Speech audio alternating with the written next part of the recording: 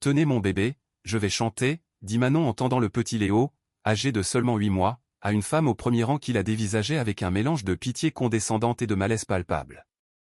L'auditorium du prestigieux Grand Théâtre de Tours fut instantanément plongé dans un silence abyssal, le genre de silence lourd et gênant qui précède une catastrophe annoncée. Chaque lustre en cristal, chaque dorure rococo semblait retenir son souffle. La femme, parée d'un collier de perles qui devait valoir plus que tout ce que Manon possédait, hésita, son corps se raidissant. L'idée de tenir dans ses bras l'enfant d'une parfaite inconnue, une intruse qui venait d'interrompre le gala de charité le plus exclusif de la ville, était manifestement au-delà de sa zone de confort. Je ne sais pas si c'est une bonne idée, murmura-t-elle, ses mots se perdant dans le velours des tentures. S'il vous plaît. Insista Manon, sa voix possédant un calme déconcertant qui contrastait violemment avec le chaos qu'elle venait de créer. Il ne mord pas, et je vous promets que cela en vaudra la peine. Ce qui devait être une soirée d'élégance et de philanthropie, une collecte de fonds pour la rénovation de l'aile ouest du théâtre, s'était métamorphosé en un spectacle public inattendu. Cette jeune femme de 24 ans, aux vêtements propres mais visiblement usés, portant un bébé emmitouflé dans une couverture simple, avait déjoué la sécurité et atteint la scène principale, là où quelques minutes plus tôt, le maire prononçait un discours empoulé. Mon Dieu, comment cette personne a-t-elle pu entrer ici? Siffla, un peu trop fort, la mondaine Valérie Dupont, présidente du comité organisateur, à son assistante blême. Où est la sécurité? C'est absolument humiliant. Le directeur musical, maître Bernard Moreau, un homme à la soixantaine impérieuse, fort de décennies d'expérience dans les soirées les plus prestigieuses d'Europe, monta rapidement les marches de la scène, son visage une étude de fureur contenue. Madame, je vais devoir vous demander de quitter cette scène immédiatement. Il s'agit d'un événement privé. Je sais exactement de quel type d'événement il s'agit, l'interrompit Manon, sa voix résonnant avec une clarté étonnante dans le système de sonorisation, sans même qu'elle ait eu besoin de s'approcher des microphones. Un événement pour célébrer les talents exceptionnels et promouvoir la diversité dans les arts, n'est-ce pas? L'ironie dans sa voix était si acérée qu'elle trancha net le murmure grandissant des 300 invités, chacun ayant déboursé 1000 € pour son billet. Manon n'aurait jamais imaginé se retrouver sur cette scène de cette manière. Diplômée en musique du pôle supérieur d'art musical de Paris grâce à une bourse d'excellence, mère célibataire depuis l'âge de 19 ans, elle avait passé les 5 dernières années à se battre, à frapper à des portes qui restaient obstinément closes dans le milieu artistique conservateur de la ville. Écoutez, ma chère, reprit maître Moreau, adoptant un ton paternaliste qui fit grincer des dents plusieurs membres du public. Je comprends que vous traversiez peut-être des difficultés, mais interrompre notre soirée n'est pas la bonne façon de... 3 minutes, le coupa TL à nouveau. Donnez-moi 3 minutes pour chanter et je m'en vais. Si vous n'aimez pas, je vous promets que je ne dérangerai plus jamais personne ici. Le brouhaha dans l'auditorium s'intensifia. Des voix s'élevèrent, certains exigeant qu'on appelle la police, d'autres, piqués par la curiosité, semblaient intrigués de voir comment ce drame allait se conclure. C'est alors que quelque chose d'inattendu se produisit. Une voix familière, calme et autoritaire, résonna depuis le fond de la salle, laissez-la chanter. Toutes les têtes se tournèrent comme un seul homme. C'était Nicolas Laurent, le critique musical le plus respecté du pays, dont les analyses dans les grands journaux pouvaient faire ou défaire des carrières. À 45 ans, il avait découvert certains des plus grands talents de la dernière décennie, et sa présence à cet événement était un honneur rare, un sceau d'approbation pour le comité de Valérie Dupont. Nicolas, vous ne pouvez pas être sérieux, lança Valérie, son agacement perçant à travers son masque de bienséance. C'est une femme perturbée qui s'est introduite par effraction. Nous ne pouvons pas, en fait, si, nous le pouvons, rétorqua Nicolas en montant lentement les marches latérales de la scène, son regard fixé sur Manon. Je connais cette jeune femme. Et si elle dit qu'elle peut chanter, je suggère que nous l'écoutions. La tension dans l'auditorium monta d'un cran. Comment un critique de cette renommée pouvait-il connaître une femme qui venait de s'incruster dans un gala? Manon regarda Nicolas droit dans les yeux, et pendant un bref instant, une lueur passa entre eux. Une complicité, une compréhension mutuelle que personne d'autre dans la salle ne pouvait déchiffrer. 3 minutes, alors, céda maître Moreau, visiblement mis sous pression par l'intervention du critique. Mais si cela tourne au cirque, cela n'en deviendra pas un, assura Manon. Elle parvint enfin à convaincre la femme du public de prendre Léo, qui, miraculeusement, restait calme au milieu de toute cette agitation. Ce sera inoubliable. Alors qu'elle se positionnait au centre de la scène, seule sous les projecteurs, plusieurs membres du public sortirent leur téléphone, s'attendant clairement à filmer un désastre mémorable. L'éclairage théâtral sculptait sa silhouette, créant un contraste dramatique entre sa fragilité apparente et la force qui émanait d'elle. Pour la première fois de la soirée, le grand théâtre de Tours était complètement silencieux. Ce que ces personnes privilégiées ne savaient pas, c'est que chaque regard méprisant, chaque murmure condescendant, chaque geste d'impatience était sur le point de se transformer en un souvenir indélébile qui allait changer non seulement cette soirée, mais aussi l'histoire de ce lieu à jamais. Si cette histoire de courage et de détermination vous touche, n'oubliez pas de vous abonner à la chaîne pour découvrir comment une simple mère allait transformer la soirée la plus élitiste de la ville en un moment que personne n'oublierait jamais. Ce que le public privilégié ignorait, c'est que Manon et Nicolas Laurent avaient une histoire qui remontait à 5 ans, à une époque où elle croyait encore que le talent et le dévouement suffisaient pour surmonter les barrières invisibles du monde musical élitiste. 3 ans de conservatoire, 2 ans de master, et pourquoi ? Avait dit Manon à Nicolas, cet après-midi pluvieux d'octobre, assise sur les marches du Conservatoire des Arts de la Loire où elle venait d'être licenciée de son poste d'assistante. Pour découvrir que mon diplôme vaut moins que la couleur de ma peau.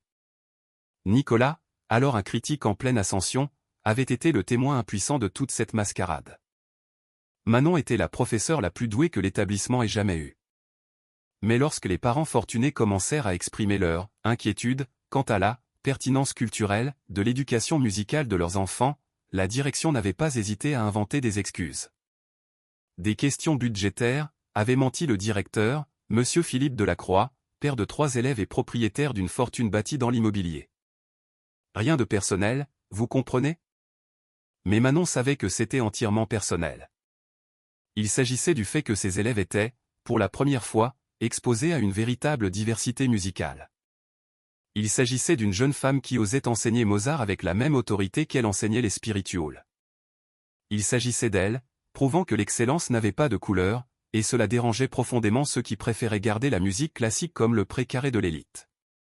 Aujourd'hui, 5 ans plus tard, debout dans le même type d'environnement qu'il avait rejeté, Manon sentait le poids de ses regards condescendants. Valérie Dupont chuchotait furieusement avec d'autres mondaines, clairement dérangée par cette invasion de son événement si soigneusement orchestré. « C'est absolument inacceptable », murmurait Valérie à son assistante. « Je ne sais pas comment elle a pu entrer, mais je vais m'assurer que cela ne se reproduise plus jamais. » Imaginez la réputation de notre comité après ça. L'ironie n'échappait pas à Manon. Le même comité qui l'a traité comme une intruse avait engrangé des millions grâce à des événements sur la diversité, et elle, inclusion, ces dernières années, en prenant toujours soin de maintenir cette diversité uniquement dans les discours, jamais dans la pratique. Maître Moreau consulta sa montre de luxe et soupira avec impatience. Dépêchons-nous. Nous avons un programme à respecter, et nos donateurs n'ont pas payé pour voir ça. Léo, toujours dans les bras de la femme du public, se mit à pleurnicher doucement. La femme, visiblement à bout, cherchait du regard une issue pour rendre l'enfant. « Il a faim », dit-elle, comme si cela prouvait une fois de plus que Manon n'était pas à sa place ici. 3 minutes, rappela Manon, sa voix résonnant avec un calme d'acier.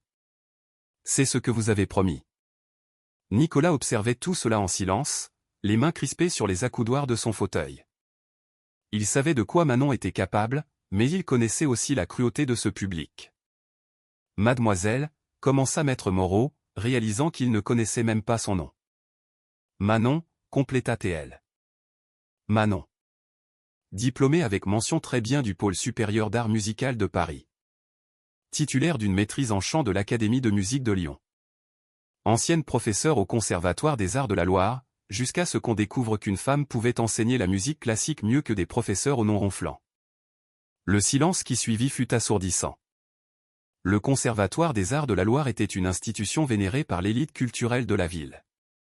Valérie Dupont pâlit visiblement. Elle connaissait très bien cette histoire. Elle avait été l'une des mères, inquiètes, qui avait fait pression pour le départ de Manon. C'est une accusation très grave, balbutia Valérie, essayant de garder son sang-froid devant les caméras des téléphones.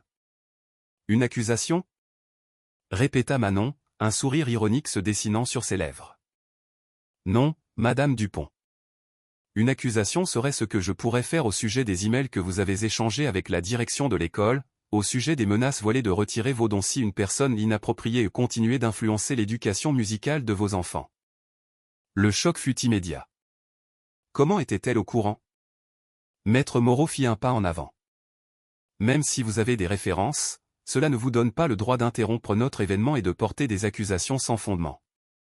3 minutes, répéta Manon, ignorant l'intimidation. Elle s'approcha pour reprendre Léo. Désolée pour le dérangement, dit-elle à la femme, sa voix s'adoucissant pour parler au bébé. Papa te regarde à la télévision, mon chéri. On va lui montrer de quoi maman est capable. La mention de la télévision fit bouger nerveusement plusieurs personnes. Si cet événement était diffusé, Nicolas se leva. Il vaudrait peut-être mieux laisser leur parler de lui-même, dit-il, sa voix tranchant les tensions. Après tout, n'est-ce pas ce que vous prétendez tous apprécier? La pureté de l'expression artistique, libre de tout préjugé. Manon serra Léo contre sa poitrine, prit une profonde inspiration et se plaça au centre de la scène. L'éclairage créa un halo autour d'elle. Pendant un instant, le théâtre fut complètement silencieux. Mais avant que la première note ne puisse s'échapper de ses lèvres, les lumières de l'auditorium clignotèrent. Quand elles se stabilisèrent, 3 autres personnes se tenaient à l'entrée principale. Des personnes qui allaient transformer cette soirée en quelque chose de bien plus grand. Les 3 silhouettes firent parcourir un frisson glacial dans le dos de Valérie Dupont. En tête marchait Léo Marchand, journaliste d'investigation pour une chaîne de télévision nationale, portant une caméra professionnelle. À ses côtés, Hugo Leroy, l'ex-mari de Manon et le père de Léo, vêtu d'un costume impeccable qui ne correspondait en rien à l'homme humble dont Valérie se souvenait.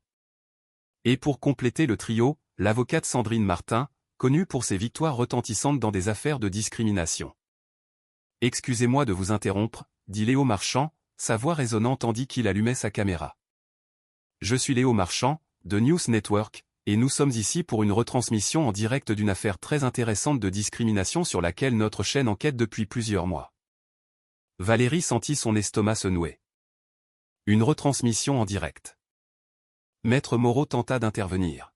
« Excusez-moi, mais il s'agit d'un événement privé. » « Nous n'autorisons pas, en fait, » l'interrompit Sandrine Martin en sortant des documents d'un dossier, « nous avons vérifié.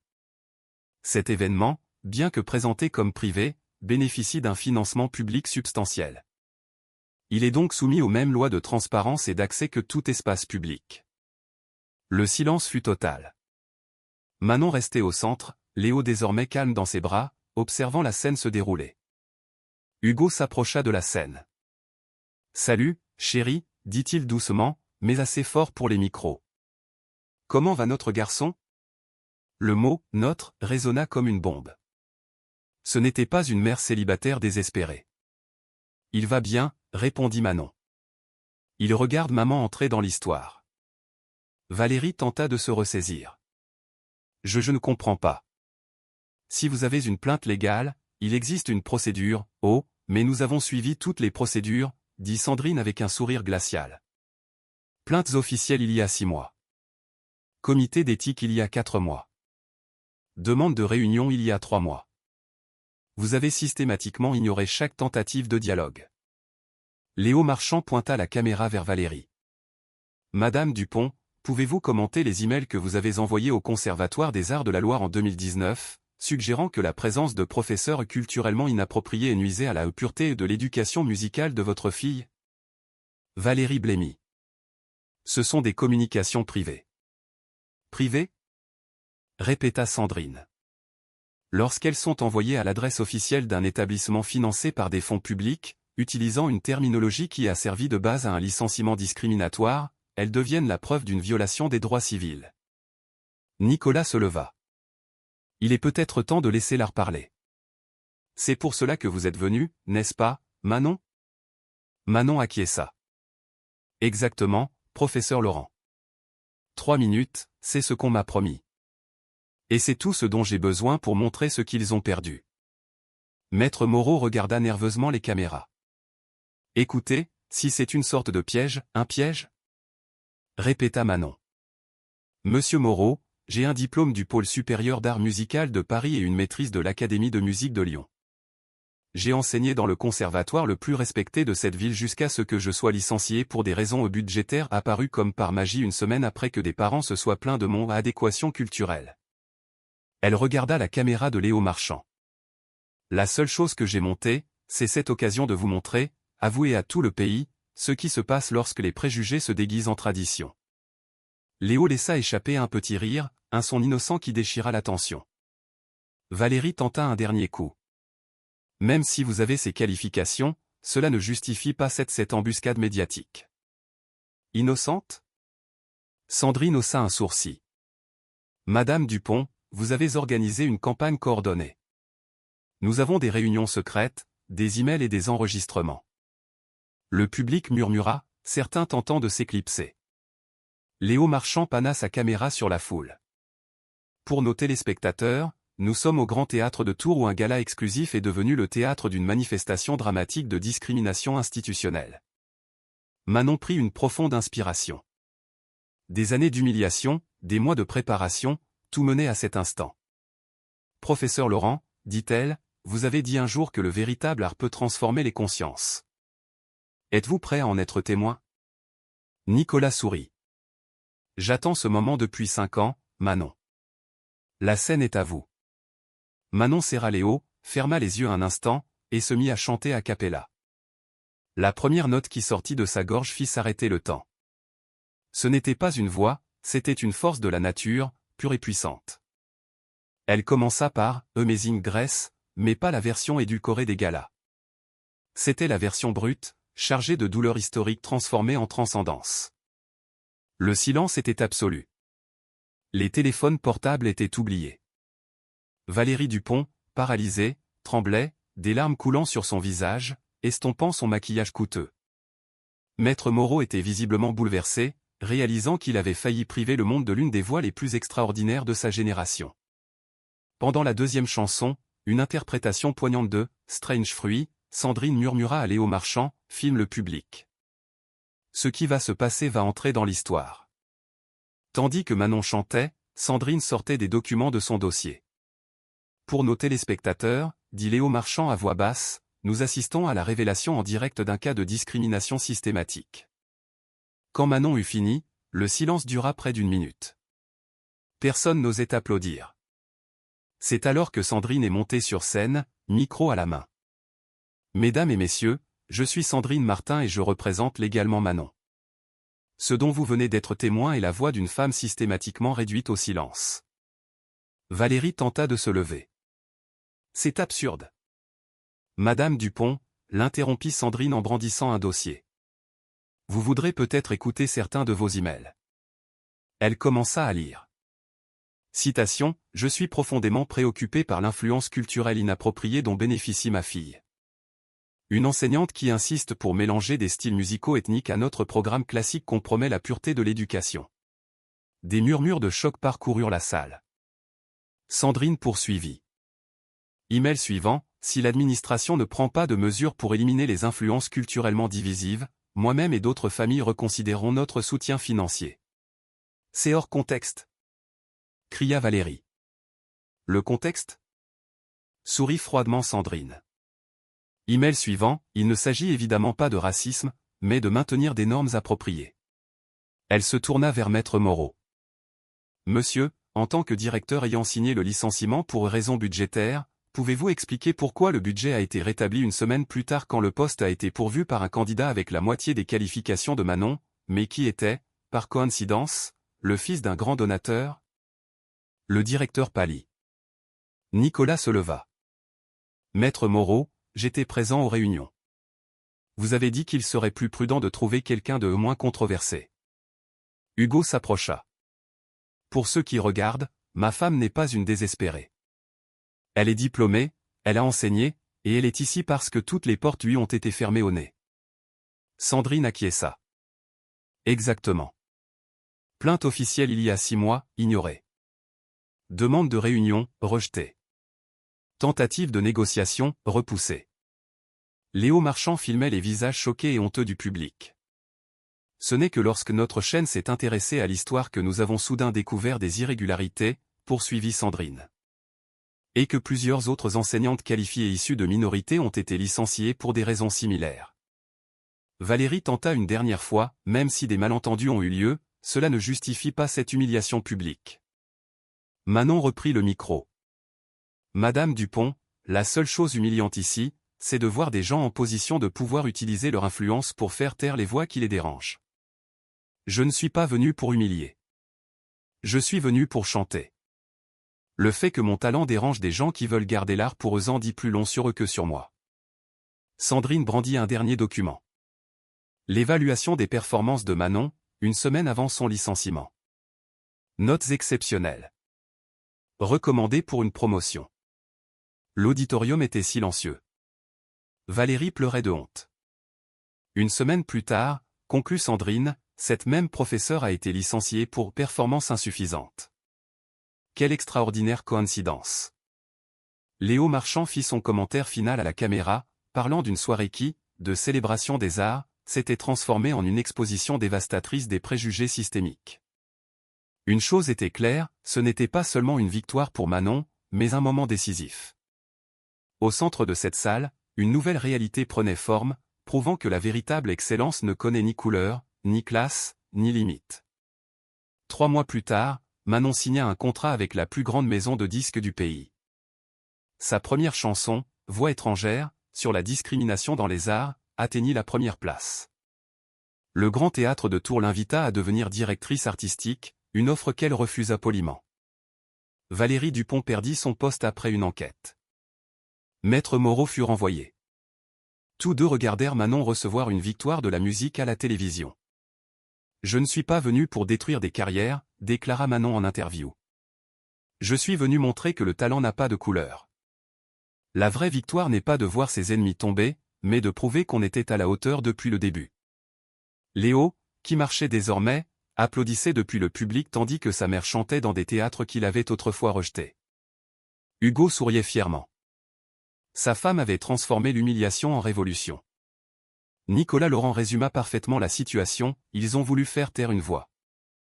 Ils ont fini par amplifier un mouvement. La meilleure vengeance n'est pas de détruire, mais de construire quelque chose de si grand qu'ils doivent vous applaudir debout.